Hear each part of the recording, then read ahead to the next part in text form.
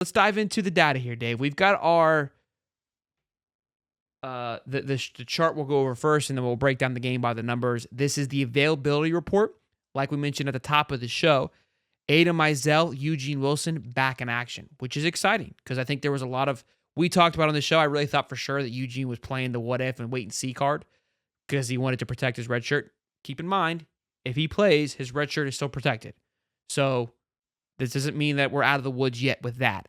I feel like I'm a damn news reporter. I've been watching so much news. Like, we're not out of the woods just yet. Wait and see what happens here. Well, I just reported, so. It is good to see Asa Turner and Slackman on the questionable because they have been out. What it's not good to see is Austin Barber, one of our top offensive linemen for the past couple of games, is also on the questionable chart. KD Daniels and Trayon Webb both out. You hate seeing that. I think that's going to start some rumors on the Trayon Webb situation. That guy seems to be orange and blue, Gator through and through, and Trayon Webb, I don't see him pulling that card.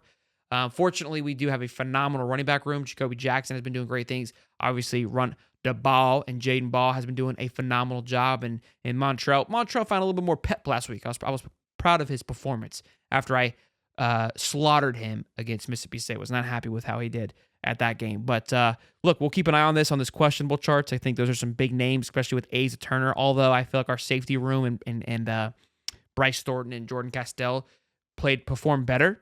But I think if we're able to get Asa Turner back, we could definitely utilize that depth and that veteran experience going up against somebody like a Nico. Having that veteran experience can allow for us to maybe get into his head a little bit. Yeah, I mean, having Eugene and Mizell back, obviously that is a huge feather in the cap or a coup for you, I guess, in this game. And, that opens up a little bit more of DK, Badger, some of those guys. So, of course, you're going to have a full set wide receiver core. I think we haven't seen that since the Miami game. True. Because, yeah. And Ada Mizell really found himself in those later in that Mississippi State game too, right? So we haven't seen the Ada Mizell, the Eugene, the whole kit and caboodle. You're right, all together. So that should be cool. Mudkin says who's Austin Barber's backup? I believe it would be Devin Manuel from Arkansas, the transfer that came in. So we'll see. Awasi guys says a lot. Go ahead. Oh no, I was just gonna say that that's a good omen to have those wide receivers back because Tennessee's only giving away 11 points per game against FBS opponents, and they're number 5 in the nation right now. So their defense is going to be all over the field. So you're going to need wide receivers all over the field too. But obviously the offensive line is going to have to hold up like it did last week against UCF. And I think just the lines in this game, defensive, offensive line is basically they decide most games anyway. But I really think it's going to decide this game against Tennessee because I think Florida has the fuel and the jet power. And Hayden Henson's been playing really well here lately too. So I think Florida has the offensive firepower on that side of the football. Obviously, the quarterback situation, you talk about Lagway, Mertz, getting the football to those guys. But if Florida can get the football to those guys, I can see this game being pretty close. But if Florida's offensive line can't get any push, can't get any run, I can see this being a long day for Florida, especially with the way that Tennessee's defense has been playing. I know last week was awful against Arkansas, but Arkansas is one of the better defenses in the SEC. So, I mean, that was a very low-scoring game. As you see, both defenses were playing pretty well. So Florida's going to have to, manufacture some sort of offense. They're going to have to score more than 24 points in this game to beat Tennessee, that's for sure. For sure. So I said Dev Manuel was his backup, but he's out too. I didn't even realize he was out. So, I mean, I think Bryce Lovett may step in there for his backup. Who else was playing left tackle earlier this year? I don't know. I thought we were so good at depth. I didn't. Go ahead. You talking about left tackle? Yeah. I think it was you had Barber, you have Manuel, and then I think Westfall too. I think Westfall had a couple of reps there. That's deep. He's waiting for us to have his Heisman game and Nico. I love that. Well, boys and girls, again, I hope you guys are all staying safe and hunkered down during this hurricane. We're getting some whips of rain out there right now. We're starting to get into the heat of it here. It's about an hour or two before it really kind of slams here, us in St. Augustine. But we should be good. We should be safe. We're very fortunate that we're not getting the brunt of it. There were some nasty tornadoes today that hit some areas, but that's why we were flickering with our connection there because we were getting some heavy rains here just a few minutes ago. But I'll be up all night keeping an eye on this thing, and prayers for St. Pete. It looks like St. Pete might maybe dodging one here. I'm not 100% sure, but I know it was making landfall right when the show was starting.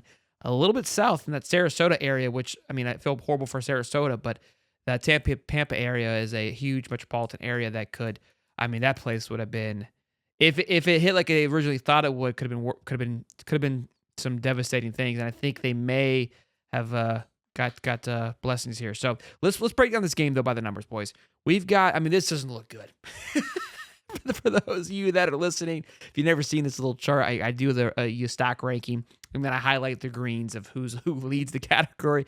Tennessee leads all five of the six categories. And we look, to be fair, this is very similar to UCF last week. They're highly rated in a lot of these categories as well.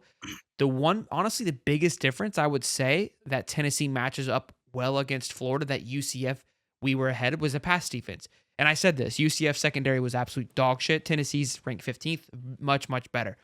But defense, UCF was the top-rated defense.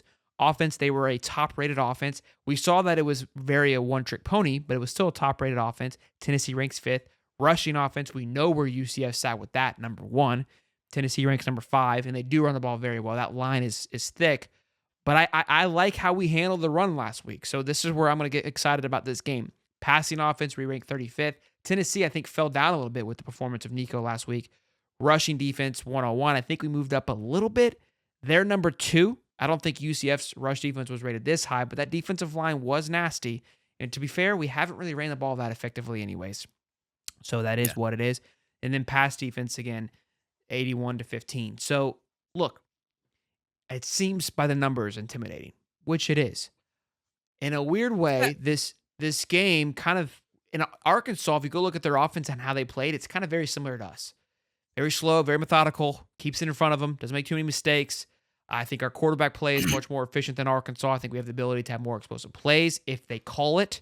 But defensively, yes, I would argue that Arkansas has looked better defensively throughout the entire year.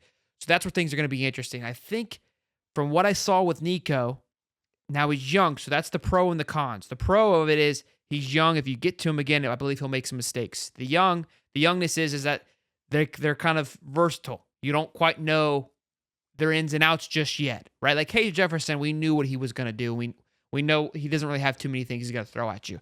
So contain the pocket like we did with KJ Jefferson. Don't force him to run. Force him to throw. Play a lot of zone. It's very similar to what we did at Cam Ward. Cam Ward brought in a lot more experience, or kind of how I said we should approach that Cam Ward situation. Playing at Tennessee scares the living shit out of me. Like all the non-factors, like what I usually love, right? Which is momentum, which would excite me, usually does not excite me because Florida has not done well with it. We're playing on the road, which Florida has not done well with, except we are 1-0 this year on the road. And then playing at Tennessee at night. I mean, that place is going to be a rockin'. Yeah, wouldn't it be funny if Napier had like one of the best away wins and losses this year out of like all the years that he's had? The year that he has more home games too, right? Yeah, right. And he already lost like one home game already. Yeah, so it's like maybe A&M and Miami. Yeah, you lost 2 home games already, but then you're going to win all your away games. That'd be funny. But like, I mean, you look at who Tennessee's played. Also, I also look into who they played, but I also don't like say, okay, well, they're just going to be trash when they get on the field because every game's different every given Saturday. But you go and look at like Chattanooga, they scored 69. NC State, they scored 51. We know NC State's not that great now this year. We thought they were going to be. They're not. They played Kent State, scored 71, but then when they had to play Oklahoma, only scored 25. 21. Yep. Play Arkansas, only score 14. So is it one of those things where, hey, they just got up on a lot of bad teams and we always thought they were good?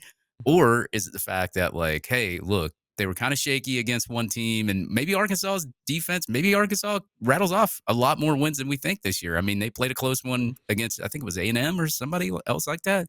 So maybe they are just that good, but at the same beat time, Auburn. Arkansas beat Auburn too. Florida has shown the ability to let people bust off big runs, get these big explosive plays with nobody around them. I mean, it's kind of cut it out a little bit. And I am proud of how they played last week against UCF, even though I don't think UCF was a great team. But I also said last week, I said, but what are we? Are we that great? Well, we came out there. We showed that, like, hey, we're better than UCF. So I mean, look, when you break down the statistics, they can be a little bit skewed just based off 3 games that they had against really, really, really bad It's teams. all But points. you also got to put it in the factor that, like, hey, when Florida plays really bad teams like a Sanford, Lagway played the whole Sanford game, and he did well, 450 yards, 45 points. But like back in the past, when Florida's played bad games, or they played, I mean, Mississippi State, they scored 45. I mean, they're not scoring 60 and 70 against these teams. They're scoring like maybe 40. You get in the 30s. You score 24 against UCF when you probably could have really put up 40 points. Um, and you're seeing Tennessee blow these guys out. So you're thinking, okay, well, their defense plays really well because these teams have not scored a lot of points against Tennessee. And I think the defense is what's going to be the biggest factor against Florida when they do play Tennessee. Even if Tennessee's offense stalls, how many points to score? Like, how many points does Florida score to combat when their defense stalls or when their offense stalls? That's my biggest question is like, how's Florida going to? I think Florida wins the game if they can get some turnovers, and I guess they were good at getting turnovers against UCF. I mean, a big Hail Mary, I'm not going to really count that, but there wasn't really that many turnovers. I mean, you see them try to rip out the ball every now and then. It doesn't work. And then the guy rattles off for like 5 or 7 more yards when he could have just tackled the guy instead.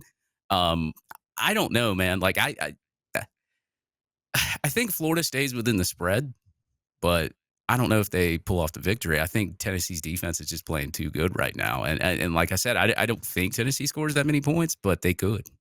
I think um the defense that we're playing in Tennessee is not the best. I think A&M's that we played is better, a little bit better. Now, I'm not saying that Tennessee's is a slouch by any stretch, but my point is that we've gone against a top tier defense in A&M. We didn't show very well. I think defensively, I'm not sold. I think they lived up to the hype that they sold us for the last 2 weeks of the bye week. Kudos to them. But I also think that you played a one trick pony team and you should be able to do what you did. So I need to see another week of that same type of excitement. Oh, yeah. I did a whole breakdown on Sunday of the defensive snap count. They definitely made some adjustments. You see Austin Armstrong on the sideline. So they're making those adjustments. I'm not buying into the fact that, hey, that is going to be the truth just yet. I'm not sold on it. Caleb Banks looks really good as well. But I think this UCF team, like we've all been alluding to, and this isn't a take away from the team, but it's not the sexiest team that we played against either. So if this defense looks like it did, right, in the sense that it can hold Tennessee, and I think, again, we have to know that Tennessee is going to get theirs. And I think you kind of nailed it on the head is that, okay, they're going to do theirs, but offensively, can Florida respond is going to be the big question mark. Can they put up 25? Can they put up 30 points against Tennessee? I think we can, if we look like we did on Saturday in the first half, can hold them to 21 for sure. And Florida put up 4 in the first half. You know what I mean? So I don't know. Florida's still giving up more points than they score. I mean, Florida is giving up an average of 28.8 points per game, but they're only scoring 26.5, whereas Tennessee's only allowing 11 points per game. Can you get past 20 on Tennessee? I don't know. agree. Look, I think defensively, this is going to be the second hardest defense that we played. So that's going to be the other question mark. Look, there's more hurdles to jump for this game. How I will and always look at this game is how does Florida get it done? And this is an uphill battle, right? The UCF game, I felt confident because I felt like the hurdles were very easy to jump for Florida, and they proved that to me. I know we had a bad second half, but first half it looked exactly like I thought it should. This game, I think there are going to be some hurdles. You got to play a damn near perfect game. Now, if Tennessee comes out and comes out a little bit flat, and I think the one hole is how can you get to Nico, kind of like how the Joe Milton situation, how can you disrupt that as soon as possible? That will allow for you to have some woes in the game. That is going to be big for Florida is how do we disrupt Nico? If they're able to do Yeah, that, the game could kind of change into their favor, but also got to keep in mind that Tennessee can pop off and score 14 really quickly, like they did against Arkansas, but Arkansas was able to stay composed and ultimately was able to pull it out. So should be a great game. Should be a great game. I yeah, think the spread's a little crazy. yeah. One last thing I will add. I mean, at the end of the day, like I said something, Will Miles, like too. He's going to be proud of me for saying at the end of the day. But you look at we just broke down Tennessee's schedule, how they scored 60, 70 points against like the Kent States of the world. Now, Florida, you got to also factor in Florida. They played Sanford. They played Mississippi State. Those are two really awful teams, and I don't think UCF is that great. Like just watching them play Sure. last Saturday, I was like, wow, they're slow, they're small, their quarterback can't throw. Like, so we really haven't played the last 3 games. Haven't really played that big of They've been opponents either. sexy. I agree. Yeah, I agree. yeah. All right, So let's get into our pick